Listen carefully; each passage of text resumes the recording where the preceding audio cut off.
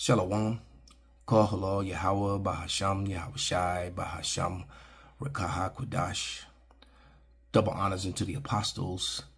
Double honors unto the elder bishops. Salutations to all my fellow laborers that do this work in truth and sincerity, risking their lives and their freedom to do so, now more so than ever. The would-be judges of the world, and to the scattered elect that are scattered around the four corners of the earth, among the heathen that look like those heathen nations, the Israelite foreigners. This is not a black thing. And to the few Akwaf that are listening and learning, to you I say Shalom. This is your brother Malcolm from the branch of the Great Millstone, coming at you with another lesson in truth. And Salakia for my absence. I usually put out more videos than I have, but I was tied up with some family issues and things of that nature that kind of had me distracted. So, but I say Salakia for that. But back to the grind. The work of the Lord is still more important, which I was still actually doing. It just wasn't being recorded and and put up to the internet. But those few people who were, or those groups of people who got to experience, hearing the truth for the first time, some life-changing things. But let's get into what's going on in the world. All right. And as you're going to read this, I read this title here. It says region wars in Europe and the Middle East, that's a contradiction because Europe is in Asia and the Middle East is also in Asia. That's Western Asia. So, Esau, even as the fall is coming, they still don't want to acknowledge the truth or trying to control the narrative. All right. The so-called Mideast is Western Asia. All right. You can get the this map that I have right here. This Asia ASA1 Lambert. Is it the Lambert Azimuthal equal area projection? Right. And you can see that Turkey, Israel, Iran, Pakistan, Russia, China, Ukraine, Poland, Germany is all one landmass. All right. So just because, Esau divided it up and started calling it different places, but it's all Asia. All right. When the Bible talks about Rome, it's talking about, is also talking about Rome being in Asia if you actually read it. Okay. So with all that aside, it says the Russian Foreign Minister Sergei Lavrov said on Thursday, according to the Reuters report, the foreign minister said, Salakia, the Treaty of Comprehensive Strategic Partnership between Russia and Iran that's being prepared will become a serious factor strengthening Russia-Iranian relations, Russian Foreign Minister Sergei Lavrov said on Thursday, according to the Reuters report. And just heard on the internet the other day, Iran is an official part of BRICS. And many other countries that are against the West imperialism, colonialism, and the straight bullying of the people by using the dollar as a weapon and then not acknowledging that is what they've been doing and can't understand why people are standing up and fighting back. And then it's crazy with these Edomites. When you defend yourself or fight back, they refer to you as a terrorist. All right. But you just don't bend over and pour the baby oil and spread your cheeks for them. How dare you? How dare you defend yourself and try to protect your, that's their mindset. Just like the ones here that want to claim they want to make America great again is literally saying make America white again. All right. That's literally what they're saying. Make it great again is basically when Negroes and natives can be beaten and hung and no pale man would serve any, would serve no consequences from the law for doing so. All right. Leave right out of church and do those sort of things. The picnic after church. And, you can go into history and learn where the picnic comes from. Pick a nigga. You pick one.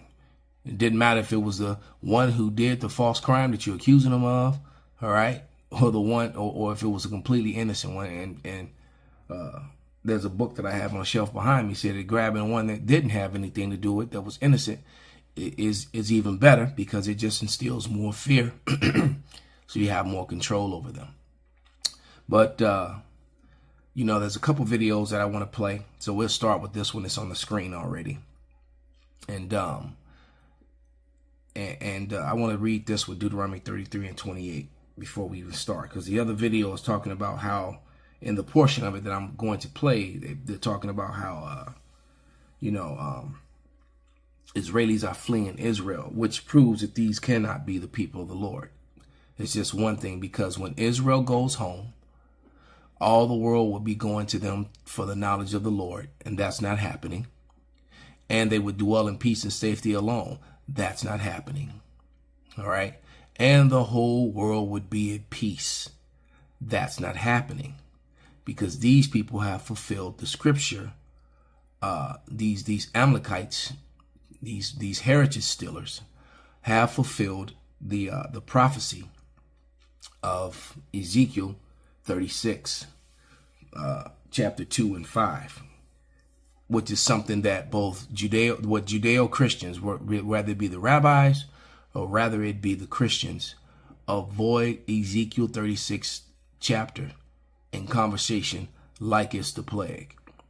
All right, so we'll go ahead and read that. And so I did have a couple scriptures I wrote down, but still kind of just going through this by the Spirit. But this is Ezekiel 36 and 2. This is something that vocab would never mention, that Dr. Brown would never mention, that Dr. White would never, any apologists, they won't talk about this. They don't even want to make it a subject. All right. And I can say that honestly, because I've often brought this up in videos that were made directly to them. All right. And they never respond. You know, they know they choose and pick and choose who they're going to respond to. All right. Those particular people that I mentioned. All right. But this is Ezekiel 36 and 2. Thus saith the Lord power, because the enemy have said against you, aha, even the ancient high places are ours in possession. So who's possessing the land of Israel right now? Okay. Now they've been forced to admit that the Edomites are still here because of the rabbis, mainly because of the rabbis. Okay. And now, you know, you notice, and there's been a couple videos where Vocab Malone will talk about, you know, that the Edomites can still have salvation too. It's like, well, wait a minute. For like a good 4 or 5 years, you were screaming that, you know, the black Hebrew Israelites, all right, which is another fraud and narrative controlling title. All right, it's just the Hebrew Israelites. All right, because it's not just so-called black people. All right, that are Hebrew Israelites. And just because someone's got dark skin, you know, you got Indians and Africans that are just as dark or darker than Negroes, but you don't call them black. All right. Or in some cases you might, you know, because all skin folk ain't kinfolk, and you need to, you know, break down that understanding, man. All right, that needs to be talked about. But Ezekiel 36 and 5, it says, therefore thus saith the Lord, power, surely in the fire of my jealousy have I spoken against the residue of the heathen and against all Idumea, which is the Greek way of saying Esau, Edom, all right, which the rabbis and the Hebrew Israelites have been telling you all along, but many of the rabbis have been telling you that Esav is America in the West. All right, the Esav, all right, is America. It's white Christendom. White Christianity is Esav, Esau, Edom. You know, because the rabbis say Esav. It's kind of fun saying it that way. So, but it's pronounced, you know, in English, it's pronounced Esau and Edom. Okay. But they cast out the Israelites for a prey. They cast out the Ishmaelites, who really don't belong there too, although there are Israelites among those Palestinians. Okay, all the Israelites didn't leave the land or the area. Some of them are, so some of those Palestinians are actual Israelites. And hence the reason, you know, because once you put your hands on the apple of the Lord's eye, you know, and the men of the Lord have been pushing this message, and it has reached to the heavens, man. And the Lord is moving upon the earth as a result of it. All right, so let me play about 4 or 5 minutes of this video. And we'll go from there. We've seen the trade of weapons. We've seen potentially the giving of intel and insights as it relates to nuclear capabilities, other things like that I think Iran would want from Russia in exchange. So I think we're going to just see that continue to grow, and Russia's obviously making these deals with North Korea, with Iran, with others. So. And then there's clues that Netanyahu is actually signaling that Tehran's nuclear program could be next target as Iran plans future attack. Now, going after their nuclear program, this is a giant deal. As far as going after their want and need to be a nuclear power, this is something that they take pretty seriously. But it is also something that everyone else in the world takes pretty seriously, because if they end up getting the ability to have and make nukes and nuclear weapons, then they become a very, very powerful and very, very scary country. As far as the partnerships that they have made, and in fact, just recently, they've kind of put it on paper, these are places where they can get information that they wouldn't necessarily be able to get without those partnerships. Because a lot of countries don't give up, super weapons or some, things like this, or even information, top secret information, without having some sort of heat. Let me pause him there and I'll let him continue, but I'm going to read Ezekiel 38 and maybe about 4 or 5, we'll see. And it says, "And the word of Yahweh came unto me, saying, Son of man, set thy face against Gog and the land of Magog, the chief prince of Meshach and Tubal, and prophesy against him." And so that will be the land of Israel. And he's calling it that land because that's where he put Japhet. But Japhet's not in that land. Esau, Edom is. And if you actually understood the Bible and read it, you would know that Esau, Edom removed Japhet from Western Asia, that they fraudulently called Europe and the Middle East. All right. He removed them from that land with Alexander. Alexander came in and conquered, and the Edomites took over all those lands. Psalms 49:11. They changed the names to their own names. Right, and it says, "And thus saith the Lord power, behold, I am against thee, O Gog, and the chief prince of Meshach and Tubal, and I will turn thee back and put hooks into thy jaws, and I will bring thee forth, and all thine armies and horses and horsemen, all of them clothed with all sorts of armor, even a great company with bucklers and shield, all of them handling swords. Persia, Ethiopia, Libya, and all of them with shield and helmet." That has happened, as far as them all being brought together and prepared. And they said that they will be a guard unto them, but them is Iran. So even if Iran didn't have the capability to defend itself, all these other nations would. So now, and the thing is that the Israelis couldn't beat any of the nations we just mentioned by themselves, let alone with the help of the EU and NATO, which is very fragile and on the verge of breaking up. Many of them are looking towards or looking at joining BRICS. You can clearly see the pattern, which fulfills biblical prophecy of all the nations turning on Babylon the Great.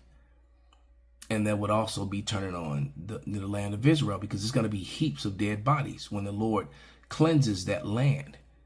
Because the remaining Edomites, the elites, their first job is going to be to clean up all the dead bodies out of Western Asia, which they fraudulently call the Middle East. All right? That's biblical prophecy. That's on the verge of happening. World War III is happening. All right? And it's going to happen sooner or later. And sooner than later. Huge kind of deal made to what they get in return. Now, Iran has already been doing a bunch of business with Russia, but this is something that I have pointed out. Every one of these treaties between, of course, all of our adversaries, you don't have a world war without a lot of this happening. You physically, at some point, they have to end up giving a call. Maybe it's last second, but most all of the countries that were ever involved and allied with another country, at one point or another, legally put it on paper that made some sort of promise to each other that they were going to back each other up, that they were going to go to war with them.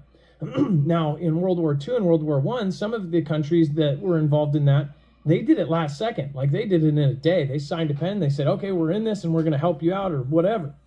But this, we have seen this play out in slow-mo the entire time.